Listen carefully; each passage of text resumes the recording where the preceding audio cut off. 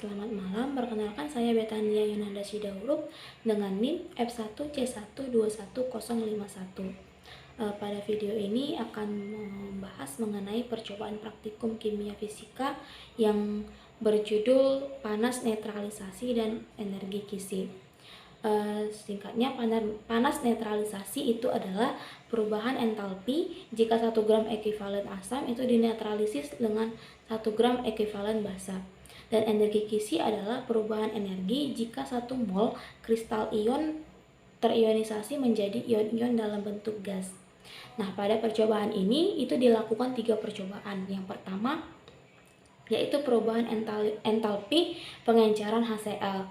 Nah, prinsip yang digunakan itu dalam percobaan ini adalah suatu sistem dengan energi termal lebih besar atau melepaskan kalor yang akan diserap oleh suatu sistem zat dengan energi termal itu lebih kecil. Dimana pada percobaan ini yang memiliki energi termal lebih besar adalah HCl dan yang memiliki energi lebih kecil itu adalah H2O.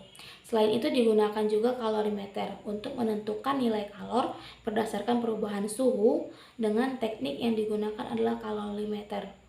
Percobaan ini dilakukan dengan melakukan pengenceran HCl yang berfungsi untuk mengurangi tingkat kepekatan dari HCl dan untuk mengatur perpindahan kalor antara HCl dan H2O. Kemudian ditentukan suhu awal air yang didapatkan suhu sebesar 28 derajat Celcius. Setelah itu dilakukan pencampuran dengan HCl yaitu berfungsi agar terjadinya suatu perubahan suhu campuran yang didapatkan menunjukkan adanya perubahan entalpi pengenceran. Nah, berdasarkan tabel data yang kami peroleh, perubahan entalpi pengenceran HCl yang diperoleh itu pada suhu campurannya adalah sebesar 30 derajat Celcius pada detik ke-15. Nah, terjadi penurunan menjadi 28 pada detik ke-30 dan 90. Pada detik 105 dan 150 menjadi 27 derajat Celcius hingga konstan. Diperoleh data ini terjadi kesalahan karena ketika melakukan penambahan HCl ke dalam kalorimeter itu seharusnya suhu mengalami kenaikan yang disebabkan oleh HCl. Nah, si HCl ini itu bersifat eksotermik sehingga melepaskan kalor ketika dicampurkan ke dalam suatu larutan. Pelepasan kalor atau eksotermik yang dilakukan oleh HCl hasilnya akan diserap oleh air, memiliki energi termal yang lebih besar dari HCl.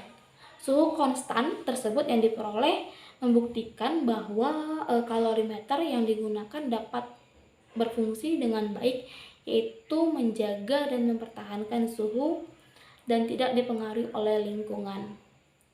Nah, yang pada pengukuran suhu ke-15 sampai 150 itu dapat dikatakan dalam berbagai variasi adalah untuk mendeteksi seberapa besar tercapainya kenaikan atau penurunan suhu dari campuran tercapainya suatu keseimbangan termal.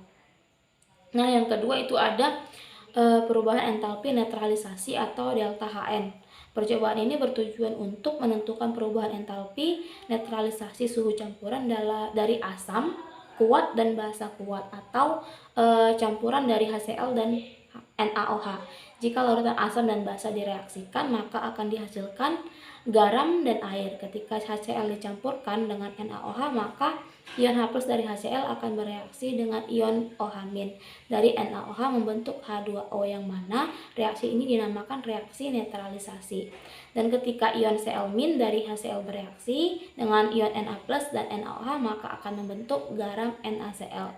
Berdasarkan tabel didapatkan suhu campuran yaitu sebesar 29 derajat Celcius dan konstan.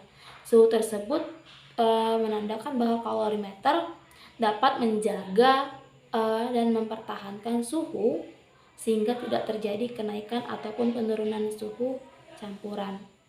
Nah, yang ketiga itu ada perubahan entalpi pelarutan dan energi Kishi.